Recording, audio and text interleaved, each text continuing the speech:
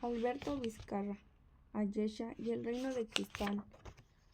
La unificación de ambos reinos traería paz a Anacara, o de lo contrario, todos moriríamos sin importar a qué bando perteneciéramos. Parte 1. De nubes y borrascas. Capítulo 1. El mundo de Anacara estaba envuelto de tinieblas. El mar rugía, furioso como una bestia herida y hambrienta. Las olas se entampaban de forma violenta sobre la playa, con sus espumosas y blancas crestas, dando mordiscos sobre la arena, cargados de rabia. El viento gemía, repleto de lamentos, y se metía por entre las frágiles palmeras como un intruso. Sus troncos delgados y leñosos se bamboleaban de forma estrepitosa, mientras que muchas de sus hojas se desprendían para ser llevadas en espirales por el cruel ventarrón. Arriba en la cúpula celeste ennegrecida se escuchaban crujidos, como si un momento a otro en el cielo se fuera a abrir una grieta inmensa. Detrás de algunos conjuntos de nubes parduzcas se encendían chispazos de luz neón que de a ratos dejaban entrever un paisaje umbrío donde el protagonista era el mar embravecido, que parecía que en cualquier instante iba a desbordarse sobre la superficie terrestre. «Se aproxima un huracán», dijo Ptolomeus en el interior de su humilde casucha, que para entonces cimbraba. Sus delgadas paredes se tambaleaban como fichas de dominó y la flama del único cirio encendido bailaba y se contorsionaba como una bailarina experta. «Guau, guau», contestó Laika, moviendo la cola. Era la perrita de Ptolomeus, pequeña, de tamaño color blanco, con una mota negra en uno de sus ojos. Laika era con quien compartía la casa y su única familia. «Tengo que avisarle a los vecinos, Laika. No creo que la aldea quede en pie después de esta noche. Nunca había visto un preludio al caos tan escalofriante en toda mi existencia. Debemos buscar refugio entre las ruinas. Algunas se han mantenido en pie incluso después de que han pasado muchos años, después del gran cataclismo. Llegar ahí es nuestra única oportunidad de sobrevivir». «Guau», contestó Laika, ladeando la cabeza a manera de interrogante. «Espera, no tardo. Regresaré por ti». Ptolomeus salió estampando la puerta. En cuando ésta se cerró, una fría bestia se coló por la abertura, extinguiendo la luz del cirio, dejando la casucha en penumbras. Laika lanzó un chillido agudo a manera de reclamo a su amo, que la había abandonado ahí mientras corría hacia la entrada y olisqueaba el rastro que había dejado su dueño. Afuera, el viento era tan helado y cortante como una daga.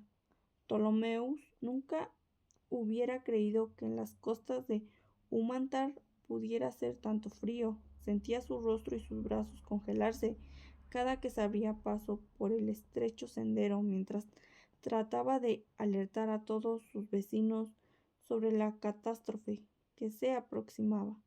Llevaba viviendo ahí toda su vida y conocía de sobra que en esa región el clima era casi siempre cálido. Percibía algo inusual en el ambiente, algo maligno y antinatural.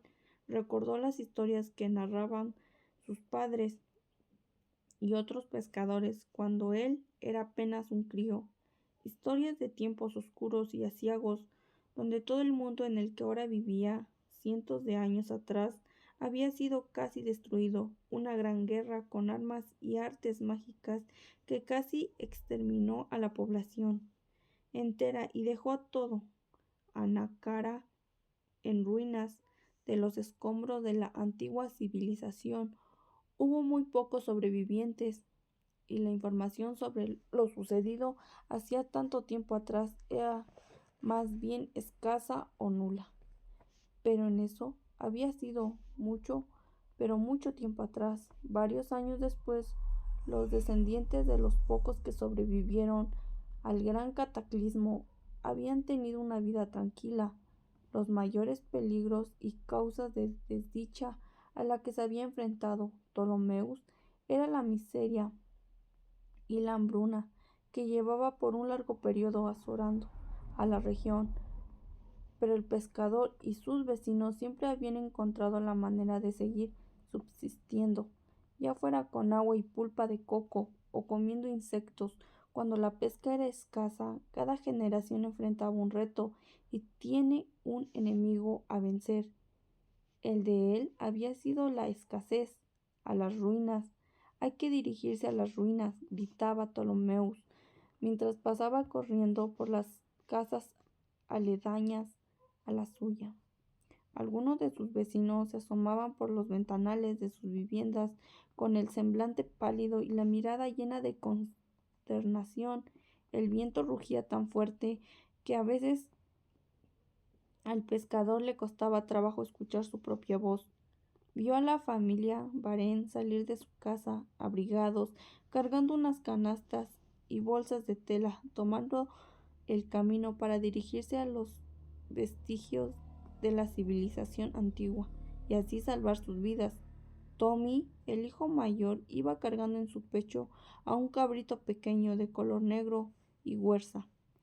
La hija menor, siendo apenas una bebé de pocos meses de edad, iba en la espalda de su madre, sujetada por unas cuerdas, mientras la mujer cargaba con ambas manos sendas bolsas con provisiones. El señor Varén iba a la delantera y saludó a Ptolomeus, asintiendo la cabeza y haciéndole señas para que se uniera a ellos. Este le hizo la seña para que se fueran adelantando.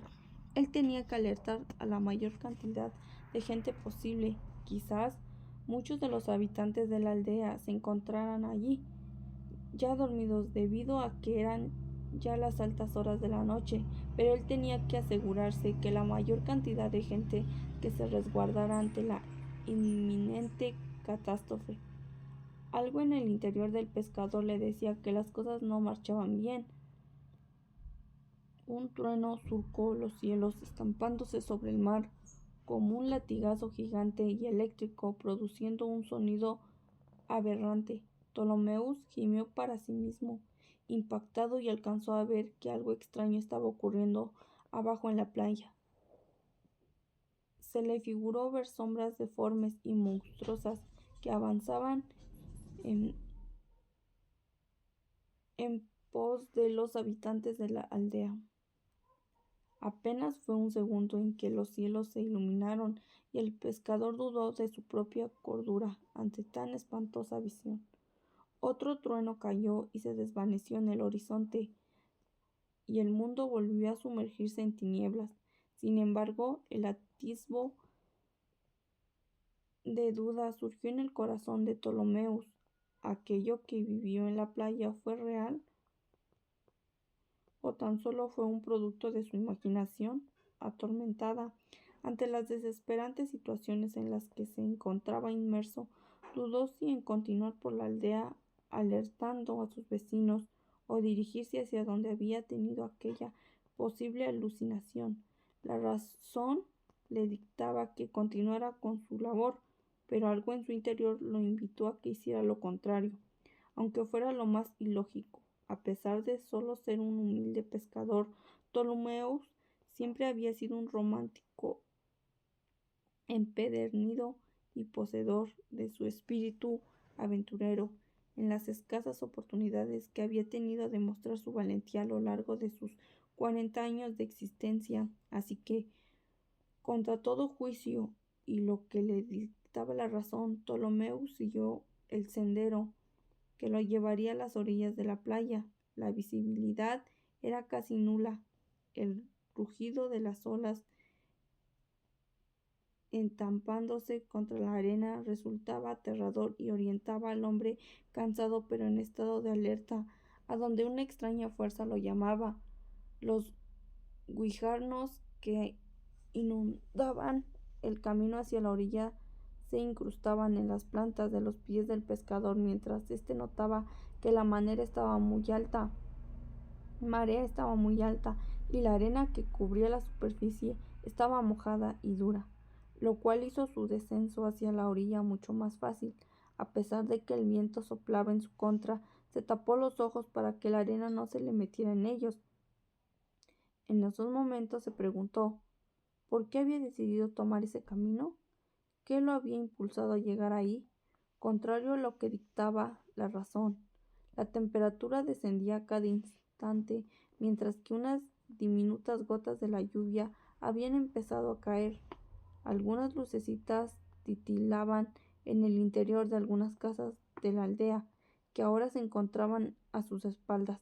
Varios aldeanos habían seguido el ejemplo de la familia Varén y se dirigían lo más rápido que el inhóspito clima les permitía hacia las grandes edificaciones de sus antepasados. Ahora eran moles ruinosas, pero lo suficiente grandes para guarecerlos de la inminente catástrofe. Los antiguos habían sido grandes arquitectos y sus construcciones habían perdurado con el paso del tiempo. En esos momentos Ptolomeo se acordó de Laika, su perrita, y se preguntó cómo se encontraría. Siempre que caían truenos en época de lluvia, ella se asustaba mucho y se refugiaba debajo de la cama del pescador, temblando y aullando. Pero aquellos truenos de temporadas pasadas eran normales. Los que habrían caído durante esa noche eran los más descomunales y terribles a los que Ptolomeus había visto y escuchado en su vida. Sin duda, el huracán venidero sería de proporciones épicas. Lo peor estaba aún por llegar. Eso estaba tan claro que era inverso a la oscuridad que reinaba en el panorama. A unos cuantos metros de él escuchó un aullido como de un gato en celo, un sonido agudo y estremecedor que le removió sus adentros como una batidora llena de filosas cuchillas. Dio unos pasos más, trastabillando. Con miedo a atropellar aquel chillido aumentó en volumen e intensidad con cada paso que daba. Contrario a ser lo más sensato, decidió seguir aquel sonido de ultratumba como si no hubiera ninguna otra opción. Huir de ahí cuando antes hubiera sido lo más juicioso. La luna emergió de súbito detrás de un conjunto de nubes cerradas, bañada en plata y majestuosa, reclamando su trono como auténtica reina de la noche, por lo que la visibilidad se hizo más clara a la orilla del mar. A unos cuantos metros de él vislumbró a una mujer que vestía con una túnica con capucha violenta que hacía juegos con sus ojos que brillaban como amatistas. Sentada sobre una roca con un bulto en las manos, la mujer desprendía un halo de luz y sobrenatural, como si estuviera hecha del mismo material de la luna, que acababa de emerger en el horizonte. Conforme se acercaba a ella, Ptolomeus pudo ver sus delineadas y sublimes facciones que miraban consternadas al bulto que cargaba con ambas manos. Su rostro y brazos eran más pálidos que los platos de fina porcelana, que aún se encontraban hechos trizas. En el interior de las ruinas de sus antepasados, su cabello era plateado y lustroso. Unos mechones escapaban de la capucha morada que aprisionaban su cabellera y caían como cascadas sobre su pulcro rostro ovalado. El pescador se tuvo que pellizcar para darse cuenta de que lo que estaba viendo en esos instantes era real y no producto de su sueño efímero y maravilloso como esos que muy rara vez tenían. Cuando estuvo lo bastante cerca, le gritó a la mujer: «¡Hey! Se aproxima un huracán. Venga conmigo a un lugar seguro». La mujer pareció no escucharlo ni notar su presencia y siguió contemplando con una mezcla de embeleso y consternación el bulto que sostenía en sus manos con extremo cuidado, Ptolomeo siguió acercándose para que la mujer lo pudiera ver y escuchar. En el momento en que la tuvo enfrente, ésta volteó a verlo. Sus ojos emitían un resplandor sobrenatural, como los de un felino depredador. Aquellos ojos no eran humanos, por pero lejos de asustarse, el pescador quedó más maravillado de lo que había estado en un principio, pues nunca había visto a un ser tan enigmático y deslumbrante como él. Ahora que posaba enfrente de él con un atisbo de voz, volvió a hablarle a la mujer de la forma más elegante que pudo, imitando a los caballeros que protagonizaban los libros que leía cuando era niño. Mi señora, venid conmigo, que aquí no estáis segura. Yo os proporcionaré refugio y alimento si es de su deseo. No puedo, es demasiado tarde para mí, Ptolomeus, pero no para mi hija. El pescador se quedó helado tras escuchar su nombre en la voz de la mujer.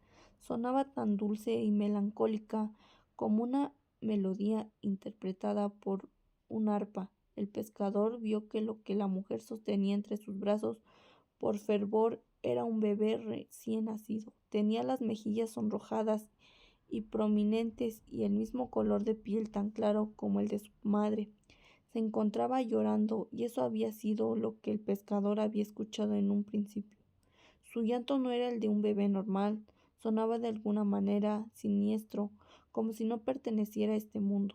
¿Me has escuchado, Ptolomeus?, dijo la mujer, clavándole una mirada inquisitiva. Necesito que ayudes a mi hija, se encuentra en grave peligro. El pescador se había quedado tan inmóvil como una estatua, a excepción de sus piernas, que emitían un ligero temblor y sostenían el resto del cuerpo con mucho esfuerzo. Hizo acopio de todo su valor y, a pesar de su asombro ante la visión que tenía enfrente, pudo pronunciar unas palabras. ¿Cómo es que sabe mi nombre? Yo lo sé todo, o casi todo. Me es muy fácil ver en los corazones y almas de ustedes los humanos, pues son muy predecibles, y a diferencia de la mayoría de sus congéneres, era poseedor de un corazón puro.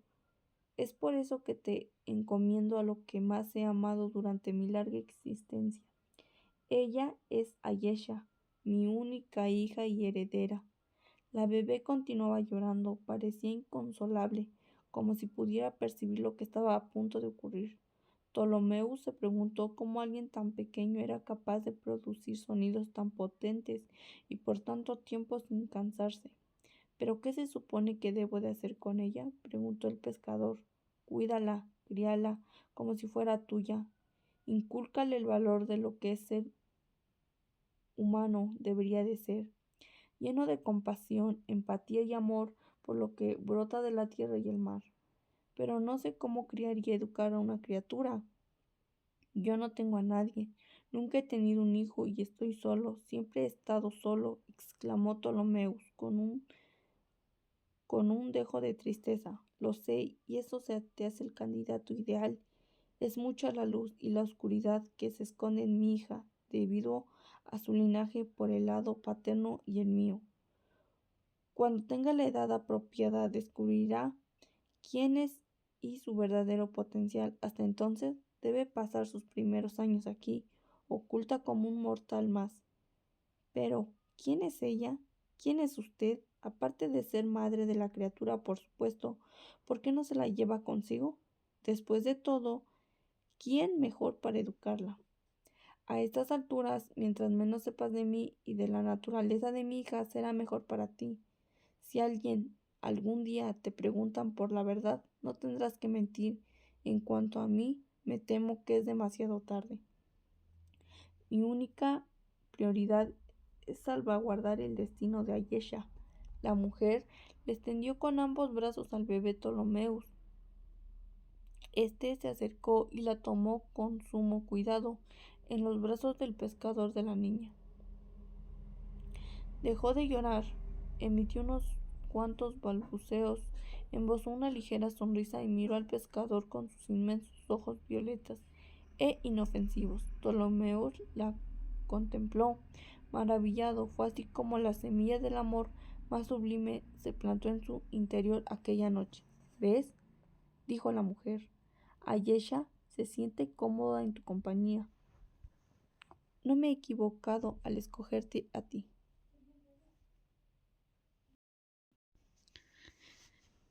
Es una niña muy dulce. Yo cuidaré bien de ella. Sabía que cambiarías de parecer. Ptolomeus notó que el vestido de la mujer, al igual que la sábana que envolvía a la niña, estaba empapada de sangre. La mujer perdía cada vez más el resplandor que emanaba su piel. Ahora que el pescador la tenía cerca, pudo ver que debajo de sus ojos había unas arrugas surcando el contorno de su mirada. Denotaba una edad avanzada, así como mucho dolor vivido o marcado en su descolorido rostro. Nunca le debes de decir a nadie quién te entregó a la niña, dijo la mujer. Si alguien te pregunta, di que la trajo la marea o que la encontraste por ahí. Ptolomeus asintió. Una cosa más, pescador. El padre de la niña, arriba en los cielos, diversos truenos empezaron a iluminar la umbría lejanía con una luz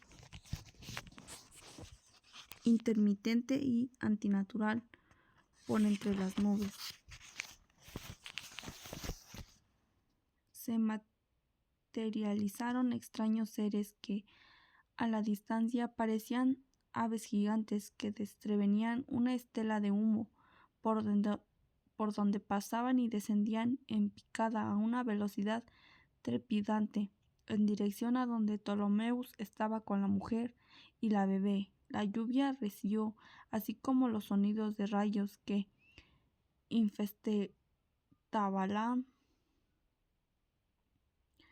cúpula celeste. Ptolomeus apretó con fuerza a Ayesha entre sus brazos y sintió como si una mano invisible le estrujara el corazón mientras observaba con asombro lo que sucedía en las alturas, como si una historia fantástica hubiera salido de las páginas de los libros que narraban lo acontecido en los días antiguos. El padre de Ayesha ha mandado a sus emisarios, dijo la mujer.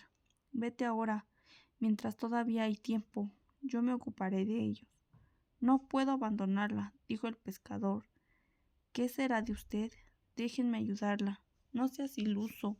¿Qué posibilidad crees que tienes de vencer a lo que se aproxima desde las alturas? Tus fortalezas son extrañas. Son otras, como lo que yace en tu interior. Es lo que Ayesha necesita para tener una infancia feliz y normal, lejos del legado de sangre y horror del que proviene. Los niños no deberían lidiar con los errores de sus padres. Sin embargo, en la mayoría de los casos no tienen otra opción. Conmigo la niña estará segura. Pero, ¿qué será de usted? Eso no tiene la más mínima importancia. Ahora, corre, corre por tu vida y por la de mi hija. Demasiado tarde, dijo Ptolomeus, señalando a la orilla de la playa, donde las olas se batían.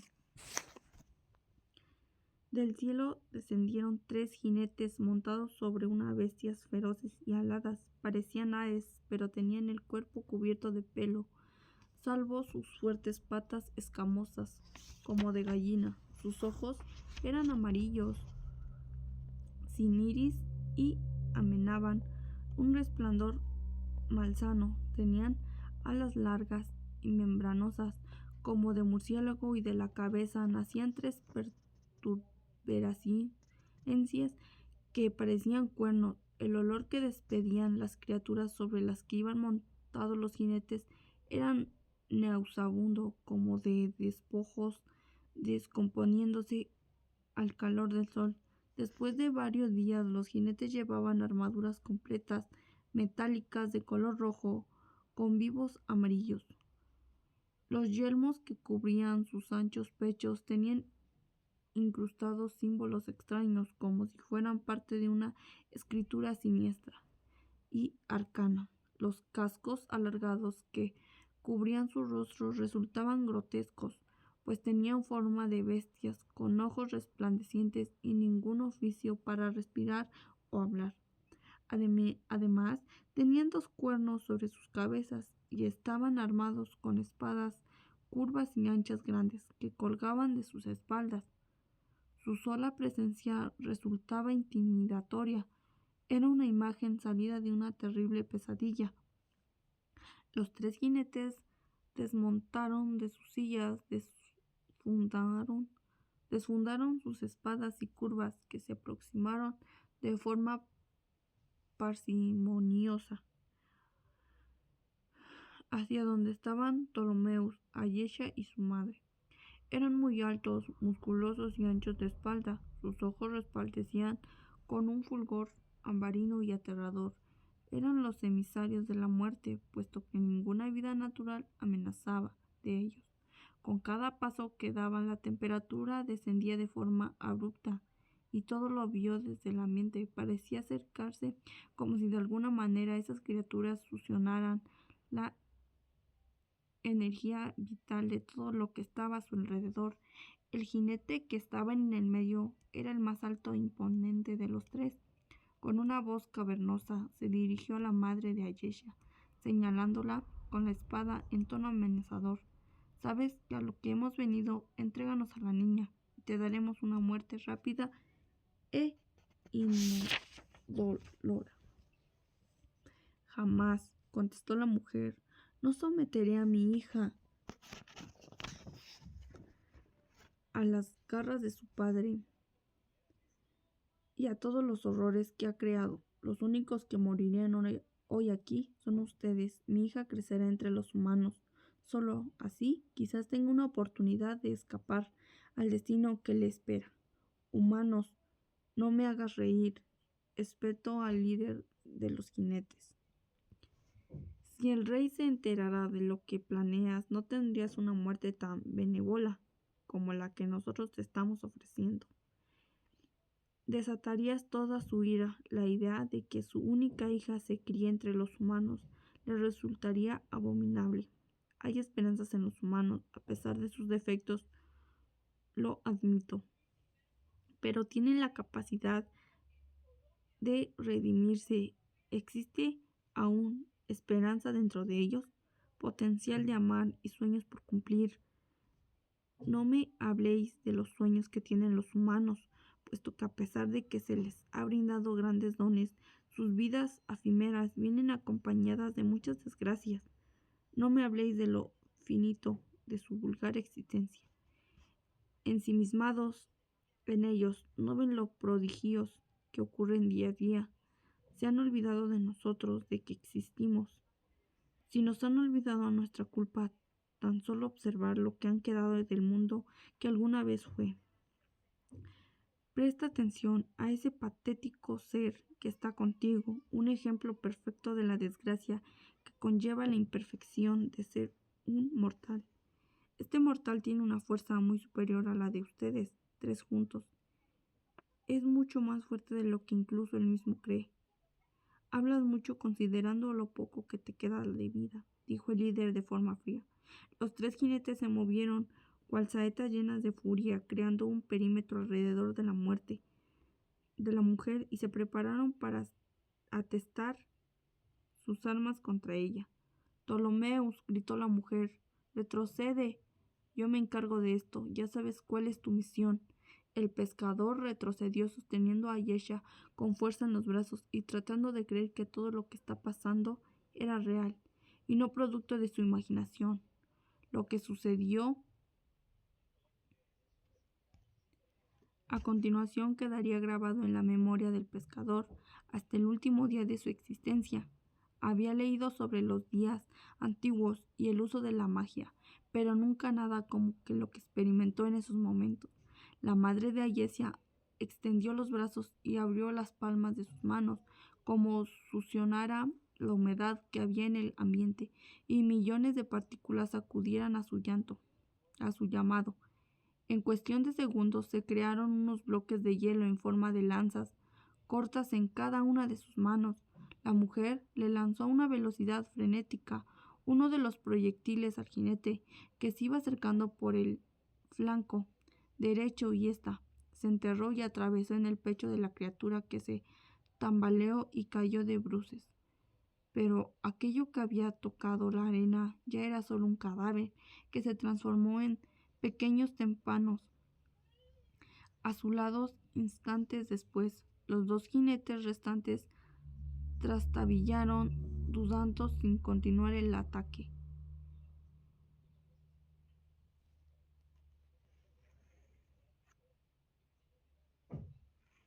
Girándose el uno al otro hasta que el líder se dirigió a la mujer. Ya veo por qué en su majestad te respeta, incluso después de todo lo que pasó. Aquel que llamas majestad no respeta a nadie, dijo la madre de Ayesha, asumiendo con su cuerpo una posición defensiva. Los dos jinetes reanudaron la agresión, proyectaron sus espadas en dirección a la madre de Ayesha, acometiendo sin piedad. Pero ésta se defendió con lanzas cortas de hielo aún restante. Las espadas no podían romper la lanza, así que Ptolomeus pensó que aquello no era hielo de consistencia normal.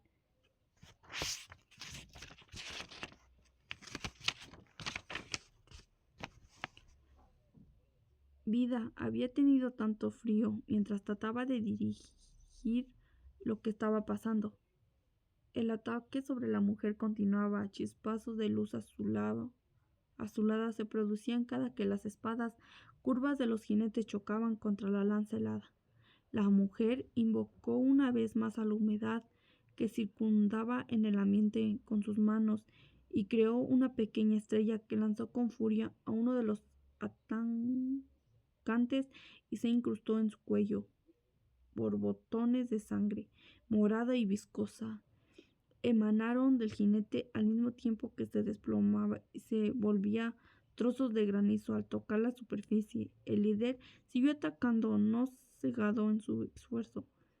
Era muy fuerte, pero también lo era la mujer, que aún estaba malherida.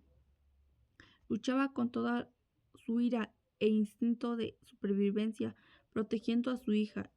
El cabecilla de los jinetes sacó una enorme hacha de su espalda y la descargó contra la mujer con toda su furia, usando la espada en su mano derecha y el hacha con la izquierda. Resultaba sorprendente que alguien de su tamaño le desplazara con tanta agilidad, como si uno de los felinos se tratara. De pronto, la mujer comenzó a emanar una tonalidad violácea que la rodeó y empezó a vibrar a gran velocidad. El jefe de los jinetes la atravesó con la espada. Por ella oscilaba tan rápido que era imposible para su ataque traspasarla. La mujer volteó por última vez al ver a su hija y sus ojos se encendieron como si una supernova estuviera ocurriendo dentro de sus pupilas. Después se elevó en el aire como un rayo ascendente y se perdió entre un conjunto de nubes grises y apretadas. El malvado corrió hacia donde las bestias alaban estaban. Tomó la suya, elevándose también, y a las otras dos jinetes que las montaron las siguieron, ascendiendo a una velocidad enardecida, graznando y emitiendo sonidos aberrantes. Siguieron el rastro de la madre de Ayesha hasta que se perdieron en el mismo grupo de nubes apretujadas. Nada se escuchó o se vino por unos momentos, dejando a la orilla de la playa sumida en total silencio y oscuridad, cuando de pronto el cielo se tiñó de varios colores y se encendían y apagaban de forma aleatoria por diferentes zonas de la cúpula celeste, como si una batalla de enorme magnitud estuviera ocurriendo en las alturas. Los truenos reanudaron su caída, produciendo sonidos torvos y caóticos, mientras que las nubes se iban iluminando de manera siniestra, creando un paisaje apocalíptico. De pronto los truenos cesaron y las nubes se fueron desvaneciendo, dando paso a un cielo claro, tachonado con estrellas que se veían más luminosas y más cercanas que nunca. El pescador casi sintió que estaban al alcance de su mano. El clima tropical poco a poco resurgió en el ambiente y en las playas las olas volvieron a componerse de manera serena, como casi siempre lo hacían. Ptolomeus miró a la niña que tenía en sus brazos. Esta sonreía, emitía balbuceos y alzó una de sus manitas queriendo tocar el rostro del pescador. No importaba qué tan horribles e inverosímiles habían sido las impresiones que había tenido momentos antes. Ahora una vida dependía de él, un padre no preparado para una hija no deseada. Ptolomeus ignoraba la naturaleza y la identidad de los verdaderos padres de la niña, pero nada de eso importaba ya. Sintió que un lazo muy profundo lo conectaba con Ayesha. Por más que quiso relacionarse, el enorme efecto que tenía por la criatura no podía ni le importaba él. Él era su padre. Ptolomeus avanzó unos pasos dirigiéndose a la playa. La luna se acumbraba magnífica. Pasos dirigiéndose a la playa. La luna se escumbraba magnífica, irradiando su brillo planeado y el cielo, antes cargando de nubes, ahora era una alfombra azul y aterciopelada. Bueno, pequeña, dijo Ptolomeus, dirigiéndose a la niña, mientras la arrullaba, creo que ahora estamos solos tú y yo. ¿Tienes hambre? Creo que a estas horas todavía puedo conseguir leche de coco por aquí. Yo me haré cargo de ti, lo haré, así se me vaya la vida en ello.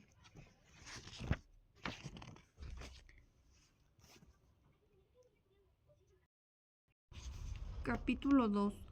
Una luz manital se colaba por las únicas ventanas de la casa de Ptolomeus, traspasando las delgadas cortinas, reflectándose en el rostro de Ayesha, que aún se encontraba semidormida, debatiéndose si seguir acostada o levantarse. Habían pasado 14 años desde que los sucesos que la llevaron a ese lugar, desde aquella lúgubre noche. Habían tenido una infancia tranquila y feliz, ignorando su verdadero origen. La noche anterior a esa había estado plagada de visiones terroríficas que interrumpieron de forma constante en los sueños de Ayesha, antes tranquilos, de los que no se atrevía a hablar con nadie, ni siquiera con su mejor amigo Tommy Varen. La luz solar, que ahora apuntaba directo a sus párpados, empezaban a ser molestas, pero se sentía agotada, como si la noche anterior hubiera sido partícipe de una cruenta batalla, de esas que abundan en la amplia colección de libros de su padre. La puerta se abrió en la pequeña casa consistente en una de las habitaciones, con 2 camas, trastes, cachivaches, una mesa con 2 sillas y estanterías repletas de libros. Un calor sofocante y húmedo entró junto con su padre, que sostenía en sus redes la pesca del día. Lo único que se alcanzaba a ver el pescador de su hija era su manta de cabello plateado entre las cobijas que la misma niña se tranquilizaba a menudo. Le daba un aspecto de niño, dado que nunca le había gustado tener el cabello de ese color, porque no conocía a nadie que lo tuviese así, salvo, según dijo su padre, su madre, a quien no recordaba, y Ptolomeus, que siempre se había mostrado receloso o compartía información sobre ella, salvo en muy raras ocasiones. Ayesha, ya levántate. Pasan de las 10 y sigues dormida. Los pescadores nos levantamos antes de que amanezca. Los pescadores tienen hábitos extraños, papá, contestó la niña, tapándose el rostro con las cobijas, y no huelen muy bien. En eso tienes razón, contestó Ptolomeus, pero es lo que hay, con olor o no. Es una forma decente de ganarse la vida, mucho mejor que la de esos carroñeros que a veces se pasean por aquí. Además, hoy fue un día. Pesqué 2 truchas en la zona donde converge la laguna con el océano. Me alegro por ti. Ahora déjame dormir. Nada de dormir. Levántate y ayúdame a preparar el desayuno. Por Ulam, qué frío hace aquí. Yo no siento nada. Es en serio. La casa está helada. Es una temperatura decente, dijo Ayesha, incorporándose en la cama. Es afuera donde es insoportable el clima. Siempre todo tan caliente. De no ser por el mar, creo que me sería imposible vivir aquí. Me gusta zambullirme y sentirme una sirena como las de tus libros. Y en una sirena eres, hija mía, aunque pasas demasiado tiempo nadando con tu amiguito Tommy. ¿Crees que es una forma productiva de emplear tu tiempo? Mejor que la tuya, bebiendo cerveza en la taberna con tus amigos, cuidando con ese tono el único que dices, jovencita. Nosotros los adultos sabemos qué hacer con nuestro tiempo. Hablamos de adultos porque nunca quieres hablar de mamá. Ptolomeus carraspeó mientras sacaba las truchas que había pescado y las ponía sobre la mesa. Ya te dije lo que hay que saber. Era tan hermosa como tú, tenía tus mismos ojos violetas y cristalinos, tu mismo color de cabello, y un día nos abandonó. ¿No te basta con eso? No, quisiera saber de dónde venía, cómo se llamaba, qué era lo que le gustaba hacer. Sé más de los personajes escritos en tus libros que de mi propia madre. Y haces bien. ¿Sabes cuántas personas desearían estar en tu lugar y saber leer? La mayoría de los habitantes de esa aldea no tuvieron esa oportunidad. A mí me enseñó mi padre y yo te enseñaré a ti. El conocimiento te abrirá muchas puertas en el futuro. No me cambies el tema, papá. Tengo derecho a saber quién es mi madre. ¿Qué no te basto yo? ¿Es que acaso no he sido un buen padre? Claro que lo has sido. Eso es lo que quiero saber. ¿De dónde vengo? Es importante para saber a dónde iré. Nunca he salido de esta aldea y sus alrededores. Quiero ver el mundo con mis propios ojos, experimentar que todo lo escrito en tus libros es real. Ya te he explicado todo lo que hay que saber. El mundo solía ser maravilloso y tener millones de habitantes en él. Existieron muchas civilizaciones grandiosas que, con su conocimiento, crearon prodigios que te costarían trabajo creer que alguna vez existieron. Después, vinieron las guerras mágicas que desconstruyeron reinos enteros y acabaron con casi toda la población. El mundo que tanto deseas conocer no es más que un enorme cementerio que está en ruinas, lleno de una atmósfera ponzoñosa y un aire irresistible. El fuego consumió todo. Ahora la magia ha dejado de existir. Siéntete feliz de que tienes una vida tranquila. No falta que comer, que vestir y tienes un techo que te abriga todas las noches. Da gracias a Ulam que no tienes que vivir allá afuera en el antiguo mundo, donde todo es muerte y desolación. Da gracias al árbol que te tocó vivir en estos tiempos de paz. Me niego a creer eso. ¿Es que, acaso, te has aventurado más allá de los límites de esta región? Bueno, no, pero ¿lo ves? Ni siquiera estás seguro todos los años que has vivido y prefieres leer en tus libros lo que deberías haber vivido en carne propia. Fantasear con princesas y lugares ficticios en vez de saborear, reír, llorar y vivir. Holgazanear y perder el tiempo al lado de Tommy es vivir. Es más de lo que tú haces. Me voy de aquí. Ayesha salió de forma impetuosa de la casa, dejando la puerta abierta. Su padre trató de alcanzarla, pero la niña corrió muy rápido, con una velocidad sobrehumana. El pescador gritaba: Ayesha, Ayesha, ven aquí, regresa. Laika, la perrita del pescador, entró en la casa moviéndose la cola y se echó debajo de la mesa. Se dirigió a su amo con una mirada llena de duda y consternación. Ptolomeo cerró la puerta, se sentó en la mesa, observó la pesca del día y después le dijo a su mascota: Ayesha está entrando en una edad difícil, Laika. Hay que ser pacientes, darle espacio y tiempo. Siempre ha sido una niña muy buena, pero se está convirtiendo en una mujer, un proceso que no debe ser nada fácil. Laika siguió moviendo la cola y emitió un ladrido corto, dando a entender que estaba de acuerdo. ¿Cómo explicarle de dónde viene? ¿Cómo decirle de qué forma la encontré y quién es su madre? Creo que nunca me lo creería. ella no es una pescadora, no pertenece aquí. Le he educado lo mejor que he podido, pero veo que en ella un potencial que no alcanzo a dilucidar del todo. Mi pequeña es un ángel con grandes alas, pero sus alas están amarradas en este lugar, y así será mientras siga viviendo aquí. Tengo fe en que algún día pueda liberarlas. Ptolomeus le dio un sorbo al té que estaba sobre la mesa y no había terminado por la mañana, cuando todavía no había salido el sol, y había partido buscando la pesca del día, como lo hacía a diario.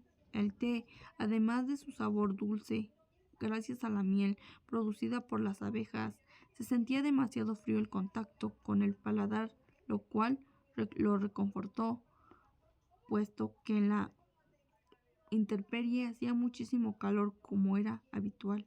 Empezó a desollar las truchas con un cuchillo que siempre colgaba de su cinturón. Laika se levantó y, moviendo la cola, se mostró muy interesada en lo que su amo había pescado ese día, pero el hombre fingió ignorarla, pues aquel apetito de su mascota era insaciable. De reojo vio algo que resplandecía en el marco de la ventana. Se incorporó y se dirigió a ella. Un aire frío se sentía dentro de la casa, pero más gélido sintió el corazón cuando se dio cuenta de que el marco de la ventana se encontraba cubierto de escarcha.